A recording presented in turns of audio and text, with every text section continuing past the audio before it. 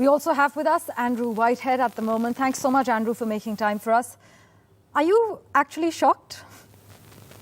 No, I'm not shocked. I think the opinion polls were always indicating all the way through the 6-week campaign that there would be a sizable Labour majority. I suppose I'm a little bit taken aback that it's such a big majority. It looks like that Labour is going to have well over 400 MPs in a 650 seat parliament. So that's going to be a colossal overall majority, and the Conservatives are going to lose, it looks like, 2/3 of their former seats. So this is one of those moments of a sea change in British politics, the biggest change of its sort, really, since Tony Blair came to power, 27 years ago. So it's that sort of moment. These don't come along very often in a political lifetime.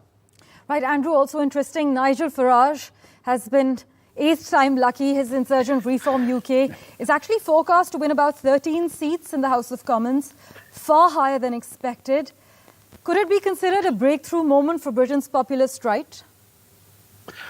I think it's an important moment for, as you say, the populist right, and Nigel Farage is certainly a populist. That's really exactly what he is, and slightly a bit of a rabble-rouser. It's not entirely clear whether they're going to win as many as 13 seats. It may be just a little bit below that, but they look as if they've taken as much as 15% of the vote, and that's one of the reasons why the Conservative vote has been so badly squeezed. I think the real importance is Nigel Farage will certainly be a disruptive element in the new parliament. He is somebody who attracts attention. He's quite loud. He doesn't give up. And I think he will also have a role as the really battered and bruised Conservative Party tries to put itself together. It's almost certain that Rishi Sunak will stand down as Conservative Party leader either straight away or in a few weeks' time, and there'll be a leadership contest in the Conservative Party. And it's likely that some Conservative leadership candidates will say, why don't we welcome Nigel Farage into the Conservative Party and unite the right in British politics? There'll be other voices within the Conservative Party which will strongly resist that, but that will be an active debate, and I think Farage will enjoy the attention that gives him. He is not a politician without ego. Yes, I think that's been made very clear as well. Since he's been UKIP leader all the way up till now, that's remained sort of the same. But Andrew, the outrage over Gaza, is it likely to cost Keir Starmer a few seats in heavily Muslim areas?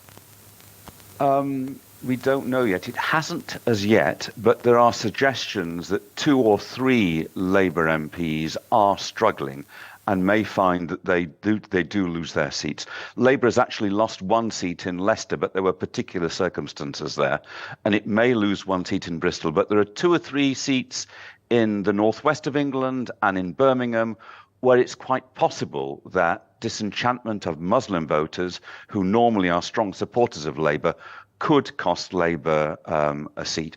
But to be honest, as far as the big picture is concerned, as far as Labour's concerned, that really is almost incidental, because Labour is assured of an overwhelming majority in the new parliament. Yes, but as Foreign Secretary David Cameron once actually put it, he said his time as Tory opposition leader was 5 years spent just banging his head against the wall, and now his party seems like it's braced to go through it all again? Yeah, I think it is. And I think this time round it's going to be much more painful, because it has suffered, the worst outcome in Conservative Party history, if it's down to as few as 130 seats in Parliament, which does seem as if it's going to be the case. So this is a devastating setback, and there'll be a battle for the soul of the party. Does it tack towards the centre? Does it try and link up with Farage and the populist right? And it will feel like headbanging. And it's a very long way back, when you've been so badly beaten, to feel that you have a chance of winning the next election in 5 years' time. Well, a long way till they actually redeem themselves. But interestingly, Andrew, Keir Starmer's personal poll ratings, they're actually poor in comparison with most election-winning leaders, but they're no worse than Boris Johnson's were back in 2019.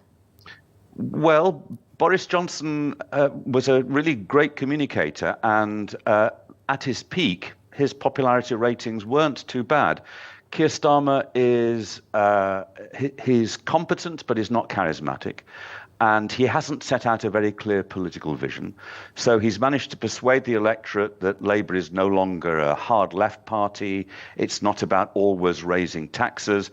He hasn't really convinced voters that he's got a clear political vision. So there isn't a sense of excitement about the future as there was when Tony Blair came to power in the late 1990s. Or to put it another way, I mean, Labour has won this election, but even more so, the Conservatives have lost the election. And it's the unpopularity of the Conservatives which has allowed Labour to win this landslide victory. In fact, Rishi Sunak may even become the first sitting Prime Minister to actually lose his own seat in Parliament. But as Vox put it, he fortunately has about a $7.2 million mansion in Santa Monica in California to fall back on. Oh, well, that's a touch mischievous. He hasn't lost that seat yet. I know that area. I would be really surprised if he loses that seat. But, I mean, anything is possible on a dismal night such as this has proved to be for the Conservatives. But, Andrew, at the same time, what would you say? Is it a Rishi Sunak-led problem? You've heard what Ms. Desai has to say. Rishi Sunak has also been... It's hitting closer home for some reason because he's also the first British Hindu Prime Minister. But having said that, his stance on immigration hasn't been the most liberal. In fact, Labour says it's going to slash its Rwanda scheme, tweak the Stop the Boats, have a new border security command in place. In terms of the perception battle, take us through how both of them are viewed and their policies.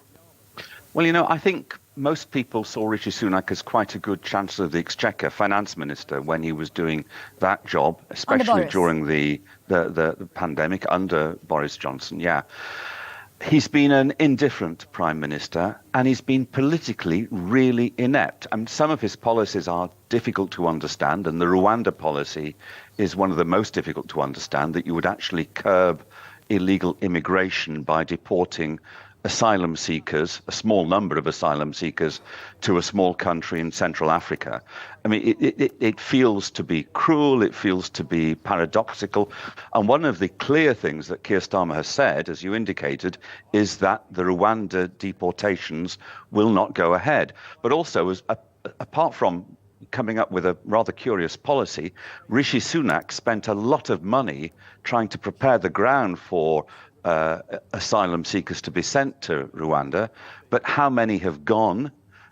None at all. It just hasn't happened as a policy. And that's been a little bit of a hallmark of several of his more controversial policies. They simply haven't got off the ground. He promised to cut waiting lists for health service appointments, and actually those waiting lists have got longer. He managed to curb inflation, but people don't really as yet feel the benefit of that. Actually, the increase in living standards has been very, very modest of late.